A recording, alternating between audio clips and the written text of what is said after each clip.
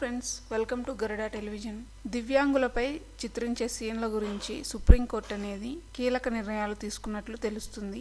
2023 November 3న విడుదలైన ankh మిచోలి Bollywood సినిమాలో దివ్యాంగులను కించపరిచేలా సన్నివేశాలున్నాయని చెప్పేసి వీటిపైన చర్యలు తీసుకోవాలని చెప్పి నిపుణ్ మల్హోత్రా అనే వ్యక్తి సుప్రీంకోర్టులో పిటిషన్ వేశాడని. దీనికి గాను జస్టిస్ డివై చంద్రచూడ్ నేతృత్వంలో ధర్మాసనం సినిమాలు, దృశ్య మాధ్యమాల్లో దివ్యాంగులను కించపరిచేలా సన్నివేశాలను చిత్రీకరించడాన్ని వ్యతిరేకిస్తూ కీలక మార్గదర్శకాలకి సంబంధించి తీర్పునిచ్చారు. వికలాంగులపై సినిమాలు తీసేటప్పుడు తప్పనిసరిగా మేకర్స్ పాటించాల్సిన రూల్స్ను వెల్లడించింది.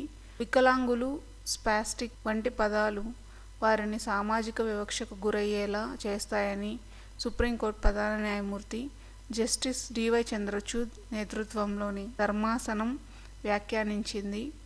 సినిమా స్క్రీనింగ్కు అనుమతించే ముందు సర్టిఫికెట్ ఇచ్చే central board of film certification నిపుణుల అభిప్రాయాన్ని తప్పనిసరిగా తీసుకోవాలని పేర్కొంది. విభిన్న ప్రతిభావంతులైన వ్యక్తులపై వాస్తవాలను చిత్రీకరించడానికి దృశ్య మీడియా కృషి చేయాలని తెలిపింది. అలాగే దివ్యాంగుల సవాళ్లను మాత్రమే కాకుండా వారి విజయాలు, ప్రతిభ, సమాజానికి చేసిన సేవ చూపించాలని చెప్పేసి కూడా అభిప్రాయపడింది. సో ఇలాంటి రూల్స్ అనేవి తెచ్చిందండి. దివ్యాంగులని కించపరిచేలా ఉండకూడదు సీన్స్ అని చెప్పేసి ఈ రూల్స్ అయితే పెట్టడం జరిగింది. వీటికి మీరేమంటారు? ఈ ఇన్ఫర్మేషన్ మీకు నచ్చినట్లయితే మా ఛానల్ లైక్ చేయండి, షేర్ చేయండి.